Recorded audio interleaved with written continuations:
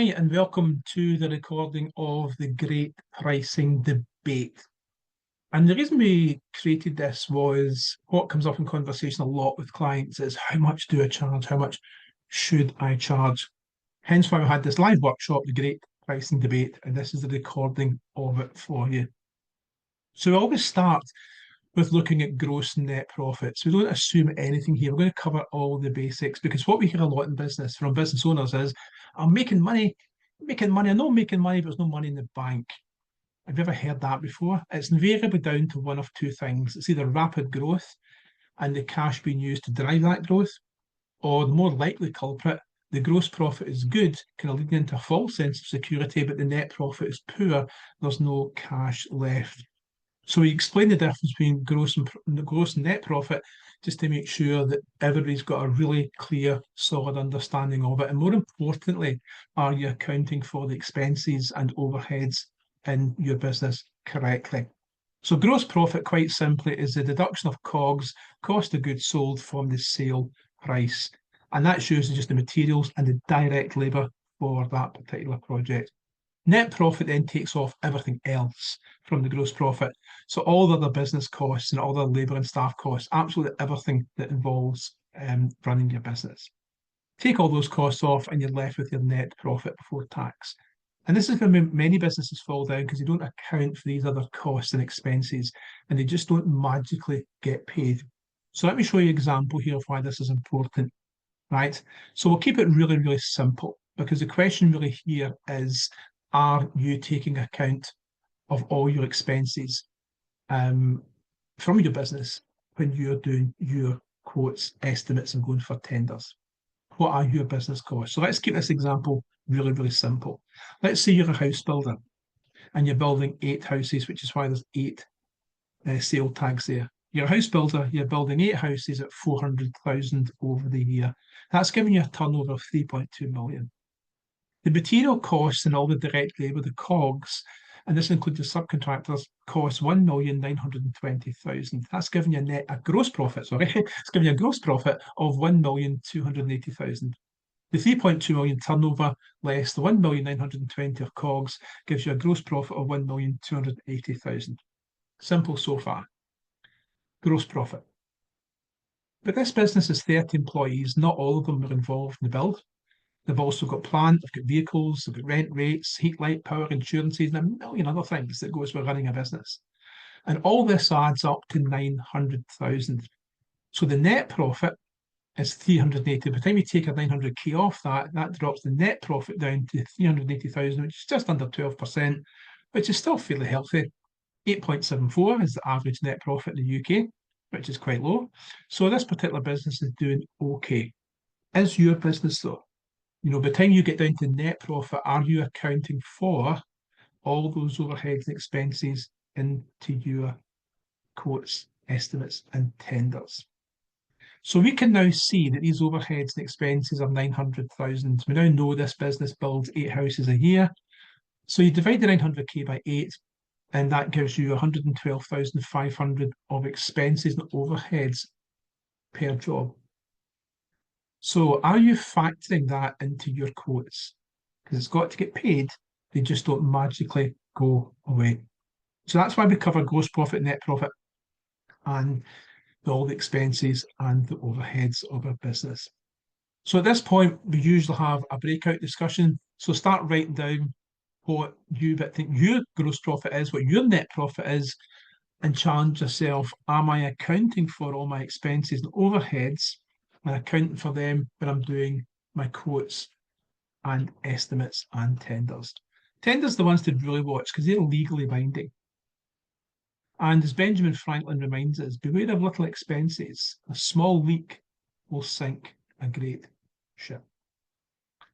So then we move on to making the sale about value and not price. Shifting away from a business that sells on price, because let's be honest, a customer that's won in price, well, they're invariably lost in price. And if you make the price the topic of the conversation, that's where it's going to stay, right? And we also find that, not always, but most cases, the customers that are price focused the ones that give you the most hassle, right? So if your marketing is all about price, and you might be doing this, without even thinking about it, then that needs to change. So when I see phrases like, we won't be beaten on price, lowest price is guaranteed, that those phrases should be banned because you're just setting yourself up for selling on price. The customer knows you won't be beaten on price. The customer knows you're quite happy to have the lowest prices guaranteed, and it becomes a race to the bottom. So let's shift the focus from price to value. Clients will often chase the lowest quote, but let's be honest with you, value beats construction every day of the week. So how do you highlight your kind of worth and win more sales? So we've got kind of 6 ideas here. Number one is show quality and expertise. Explain how you've got premium materials and craftsmanship to save money. So that's going to be fewer repairs, better performance. So make sure you share examples of how your skills are used to solve tricky problems, and make sure you're driving the quality element of your business, right? Because people will rarely go for the cheapest option when they know that quality and expertise is not there. We always say position value from the start as well. Show examples of how your skills have solved tricky problems and delivered really good standout results. So do not be embarrassed about positioning value, shouting from the rooftops right from the start. Another really good way to position value over price is to listen to their goals and make sure you tailor your pitch to what matters most to the customers. That may be timelines, it might be safety, it might be bespoke designs. What is the goals of your customer? Make sure you address them. One of the things what we really highlight is compare without criticism. And what we mean by that is if a client's got a significantly cheaper price, there's probably a reason for that. And there's absolutely nothing wrong with going on and fighting your corner and say, well, the reason we're more expensive is this particular quote you've got is cheaper materials. They're using X, we're using Y, and it's absolutely fine to make that distinction. It's essential to make that distinction, but what you must never do is criticise competitors. Do not go into competitor bashing. Do not slag off your competitors because it works against you every single time. It's totally unprofessional. And in quite a lot of cases, actually, it can leave the customer actually feeling sorry for the person that you're just constantly, bashing, and you can lose the sale in the back of that.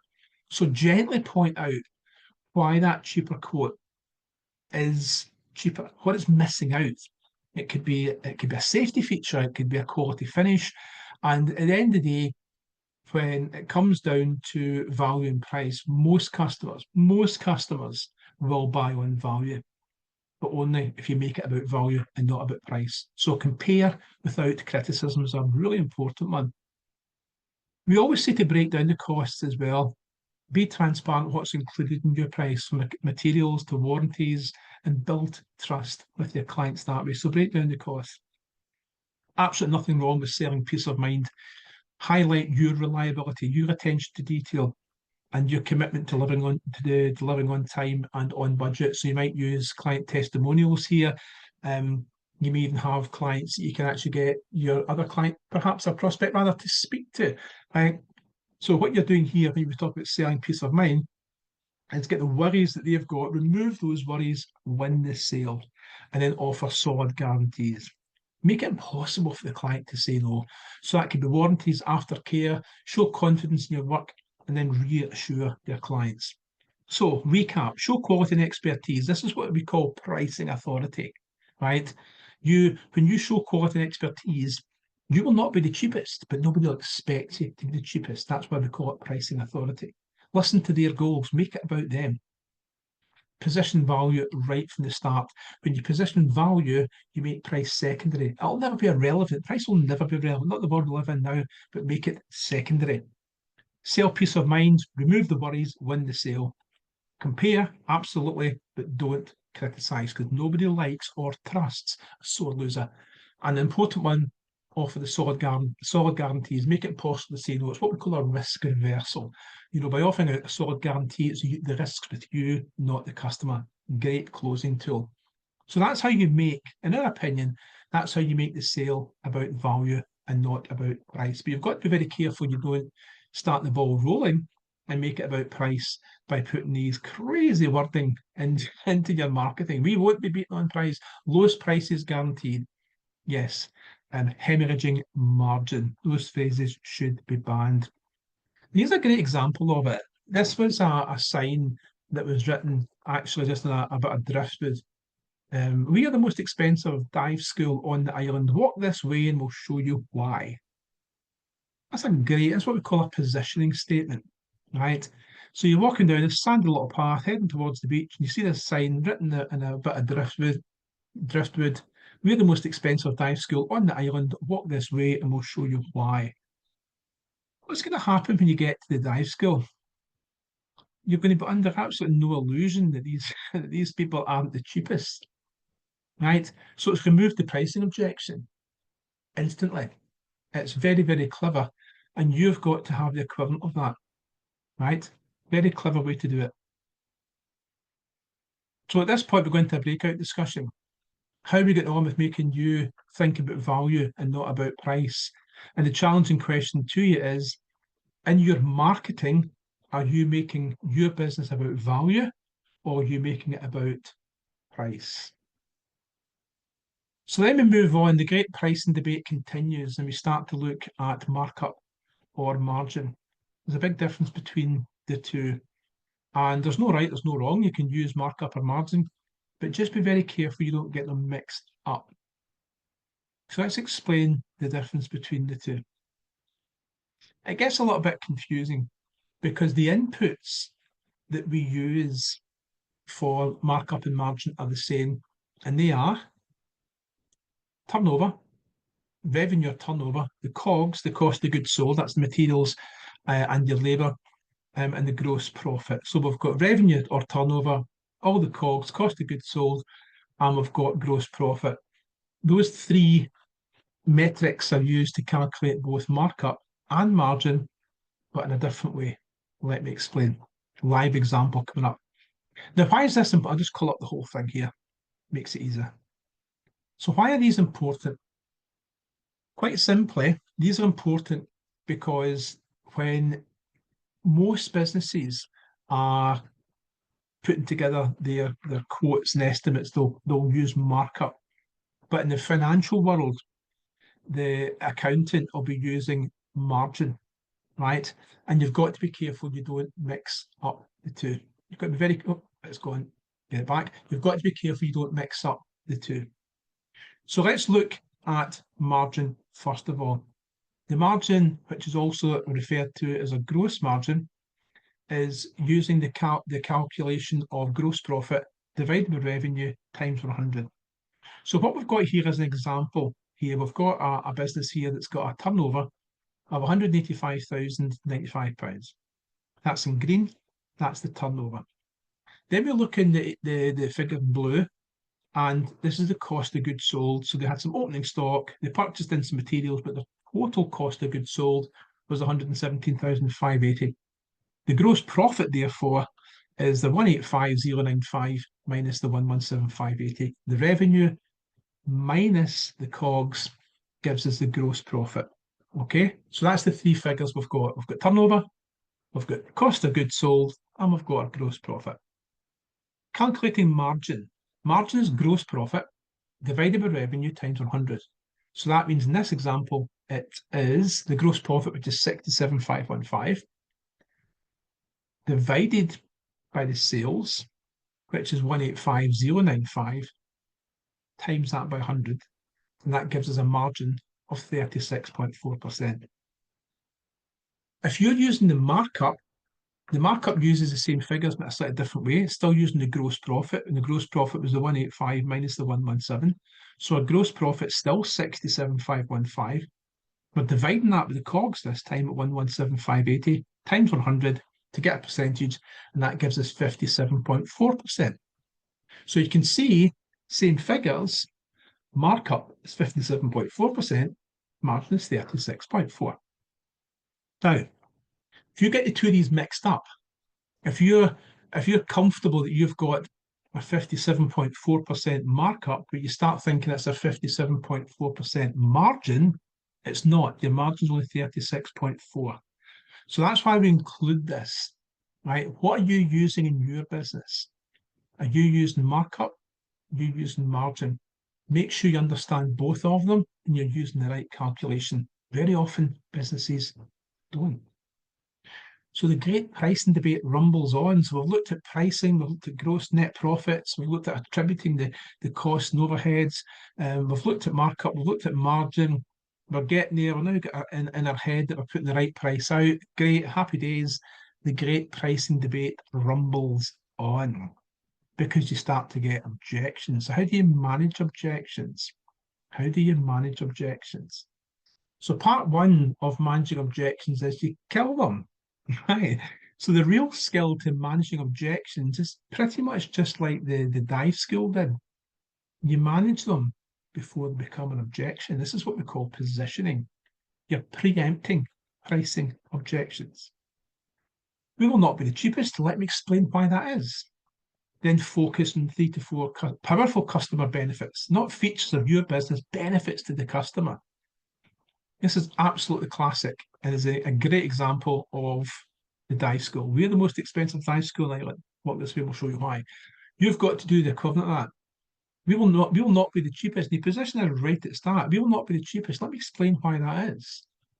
And then you focus on 3 to 4 really powerful client benefits. Do not say, well, we'll be really, we will not be the cheapest. Let me explain why that is, because it's not getting Aston Martin to run. Is that a benefit to the customer? No, right? So what are the benefits? What are the benefits that you would provide? So what else will you get? You'll get preempting a time objection. We take a bit longer than most. Let me explain why that is. Then focus on 3 to 4 powerful customer benefits.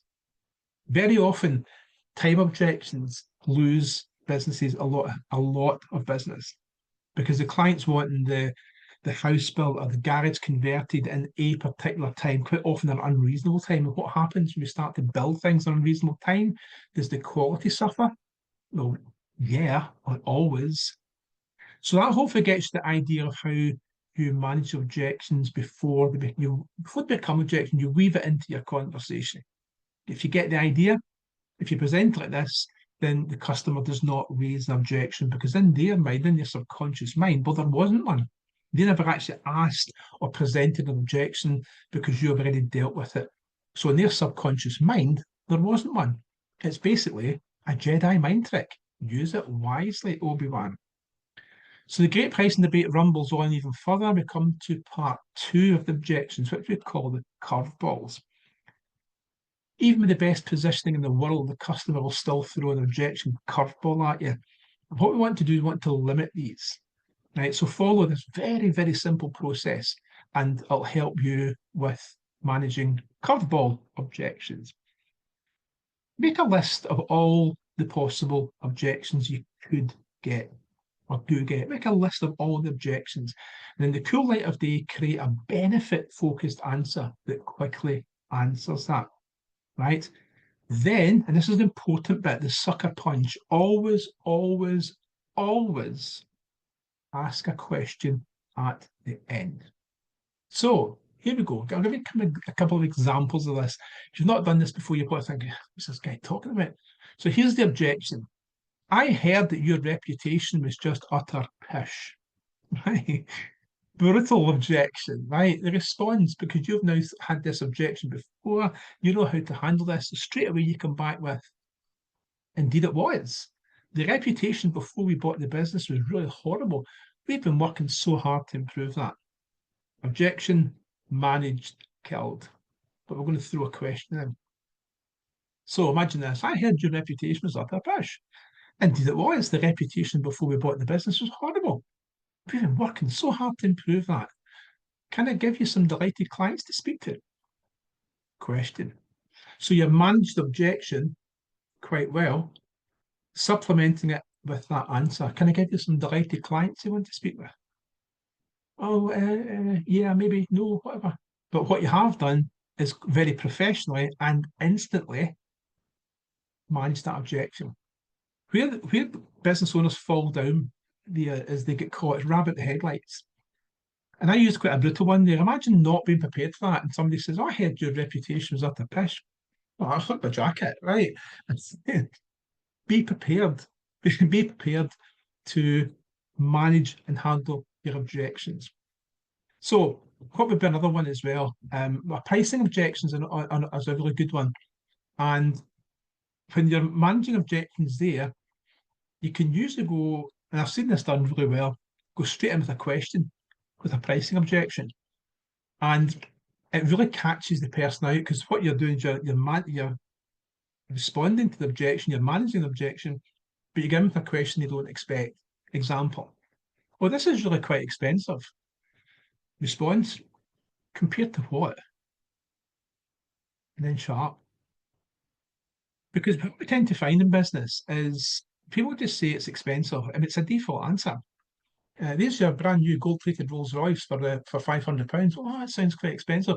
It's a default answer in many cases. Oh, this is really quite expensive. Oh, compared to what? And then shut up and see what they can actually come back with. The key, can't remember who wrote the book. I think it was Alan P's Questions Are the Answers.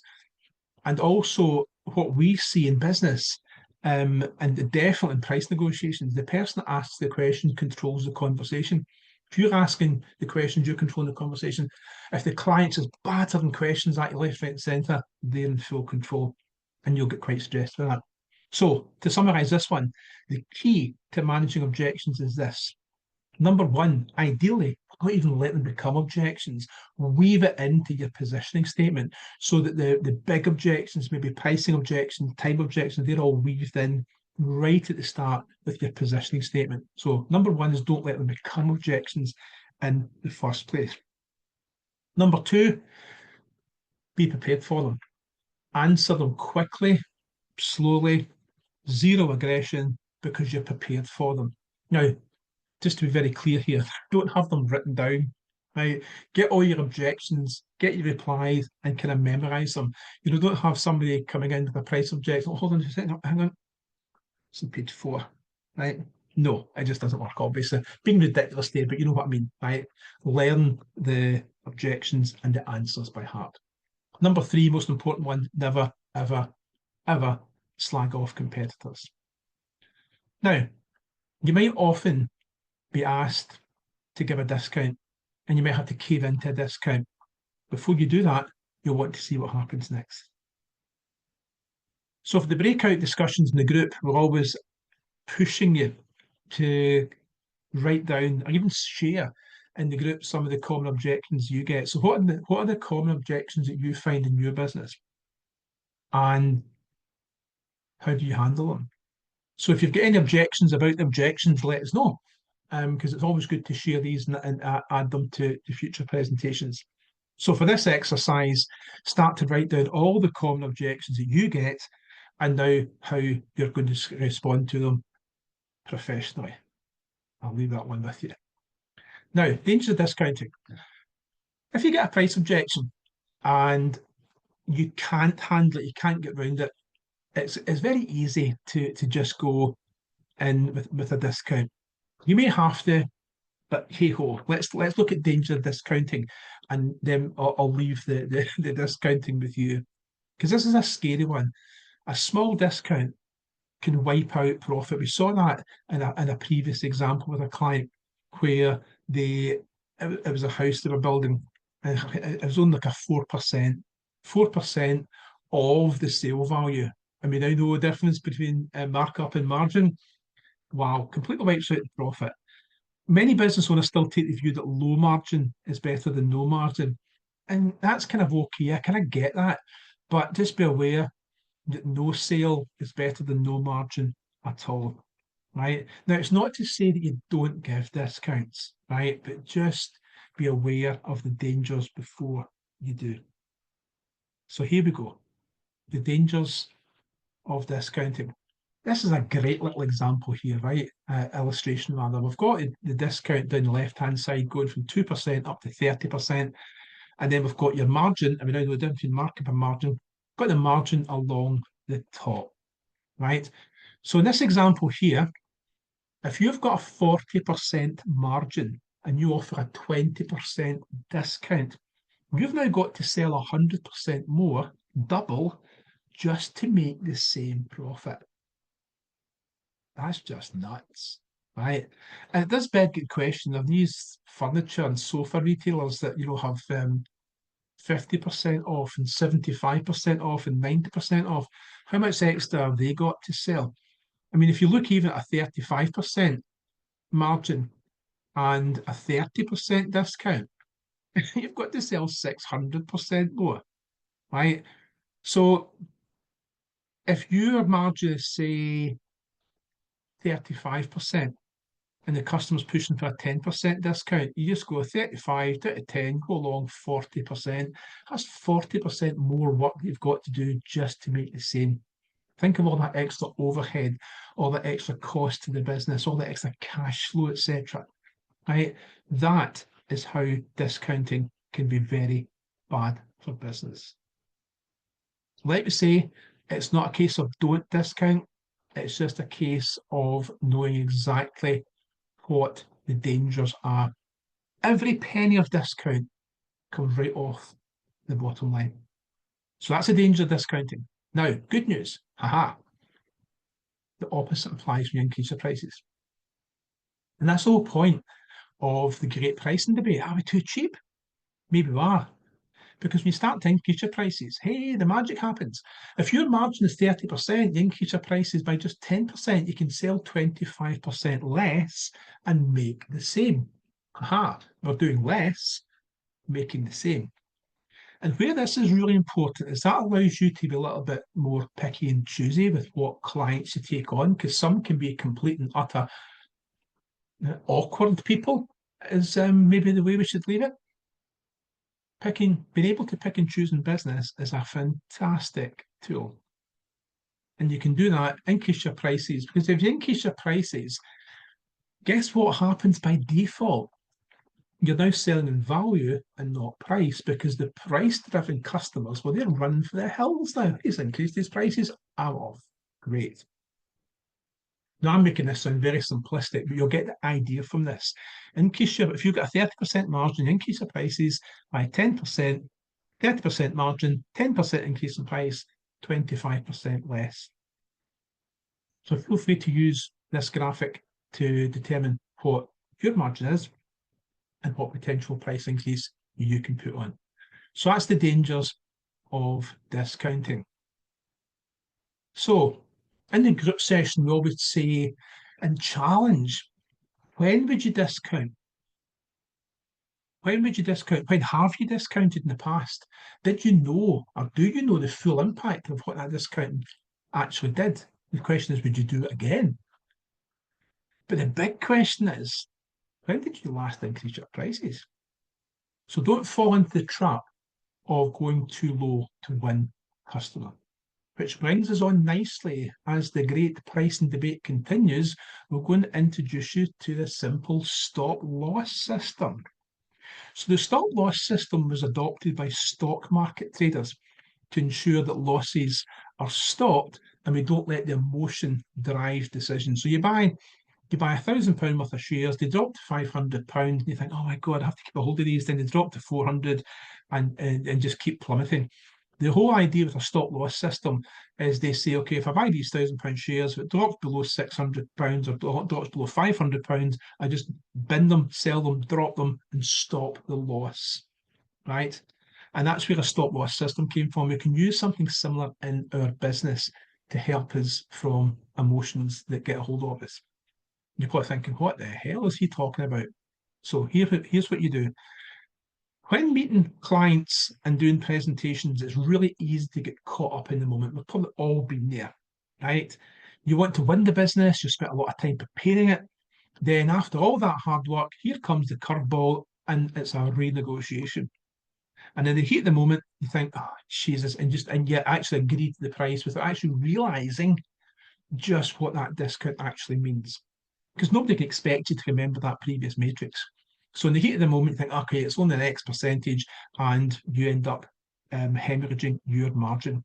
So the stop loss system for business is actually really, really simple, and it works like this. In the cool light of day, know these figures. Number one, the entire cost base of the project.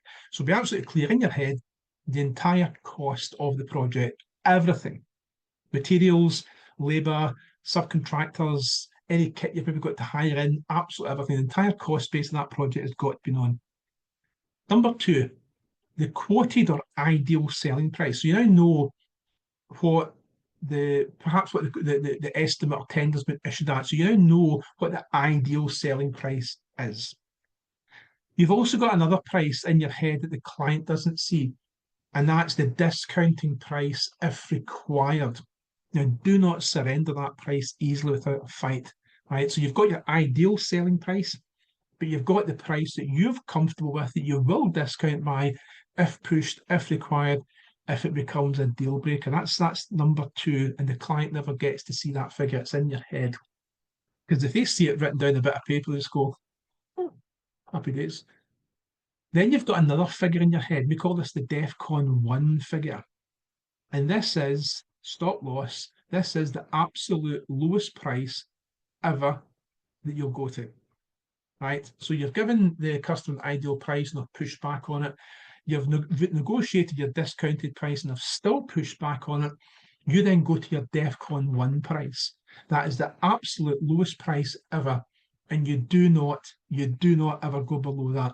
This is walk away. You've decided in the cool light of day that is the absolute lowest. So let's say you're building a house at 400k, right? And we'll just totally make up figures here. We're going to build a house at 400k.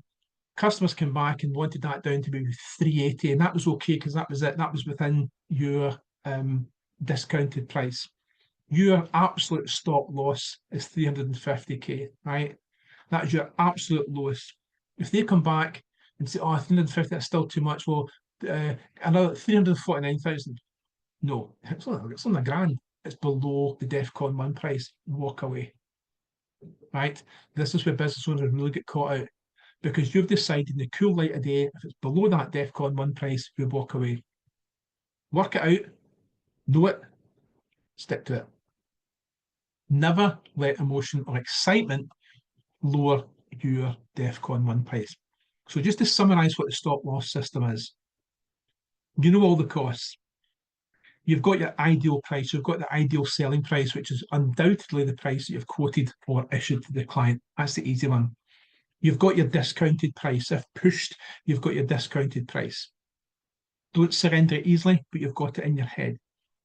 You've got your DEFCON 1 price if the customer still pushes back on your discounted price, and you never, ever go below your DEFCON 1 price. Hope that helps. The other thing we want to look at is when to use a QS or similar services. And I would always say you want to use a QS quantity surveyor when you've got larger contracts that are out with your pricing comfort zone, or when you've got contracts that are perhaps going to be legally binding, right?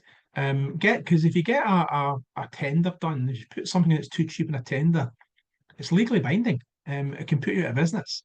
So larger contracts that are out with your comfort zone, contracts that are going to be legally binding, or contracts where you can have long-term repeat business, because it's essential to go in at the right price space from day one. Do not go in this bullshit that we hear where you've got people saying, oh, I'll just go in cheap. I'll just go in cheap and win the business and make it up on the next job. It never happens. If you go in cheap, you stay in cheap. Go in cheap, stay in cheap. Think about that, right? So use a QS firm, or you'd maybe use a firm such as Estimedes. That's Estimedes, Estimedes. We had them on one of our Meet the Expert sessions, and they offer QS services to small businesses, and it is pretty much pay as you go.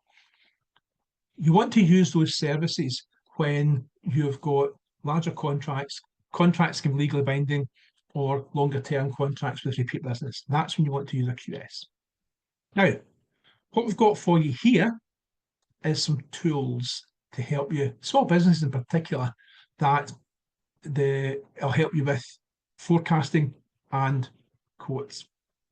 Before I do that, great quote here from Ronald Reagan. Money can't buy you happiness, but it'll certainly give you a better class of memories. which is why we want to make sure we're making the right profits. So we've covered a lot of stuff there. Finally, we're going to a little tool for you, the quick quote calculator. Try and say that for a couple of years. Quick quote calculator. And it is looking like this. So what I'll do is I'll shut up for 5 minutes and just play this video, and it'll explain how the quick quote calculator works. It's on YouTube, and it's only on for about 4 minutes. So here it is. Quick quotes break down how easy it is to complete the sheet. So when you open it up, very first it's cogs and quote sheet. Now this is when you would put in your material costs, quantity, so we'll say 3,000 bricks, £1 a brick, you can add that, and this is all automatic. Fuel for vans, 2x2 joints, we'll say 30 of them. We'll say cement.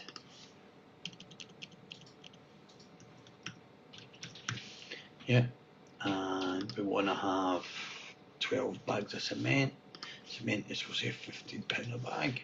So it automatically calculates everything for you. So that's the kind of main bit. So you want to calculate, don't worry about these other sheets, these are all auto-calculating. And then these are the hours. So you don't put your hours, project hours in here, or quote hours, you put them in here. Now, where do you get this information? This is just number of hours. This is all calculated for you. That information, as you can see, labour cost sheet here, number 2. So these are your labour costs. Now, these are all pre-populated for you. However, if you have different prices, please feel free to change those pricing and put them in here for the different costs. And this will automatically calculate for you. So you don't need to worry about the rest of this. This only bit you can change is here. And this is what you actually pay them. So if someone's hired on £16 an hour, it's here. The actual cost to your business is actually this. So we use this cost for your calculation. And that will start to automatically calculate in here. So we'll say 30 hours, 100 hours.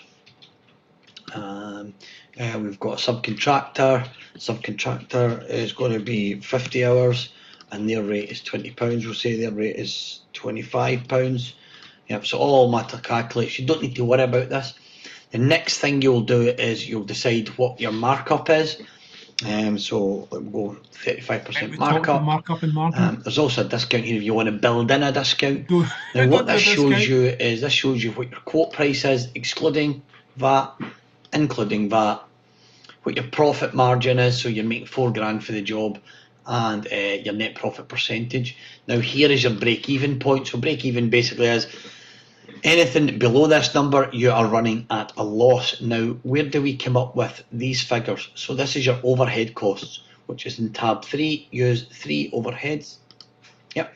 And this is where you're going to calculate. So we've populated a lot of these costs for you, but obviously we don't know what your rent, your utilities, etc. is. So you would populate them in there. Now remember, these are costs only if you don't do any work at all. What does it cost you to run your business? Not project costs, because project costs are here. So you don't want to be doubling up on those costs. So these are only if you don't have any work, who do you need to pay and why? And these go in here. Yep. We automatically calculate all that for you. So it's all automatic, and we divide it by the number of people. So calculated for you, so you don't have to actually worry about that. We do that for you, and that is it. It's all automatically calculated. £1.22 per hour. Overheads for this project, so it tells you, and it's, as I said, it's based by the hour, how long the job is going to take you to do, and this is here. So this is how long the job is going to take by the hour. So you don't need to worry about anything else. Just populate in, and it will automatically calculate here. Like I say, if you want to build in a discount, because you know the client always, you can build in a 5% discount, and it will change your margins. You offer a discount, make sure you go back automatically to that for you.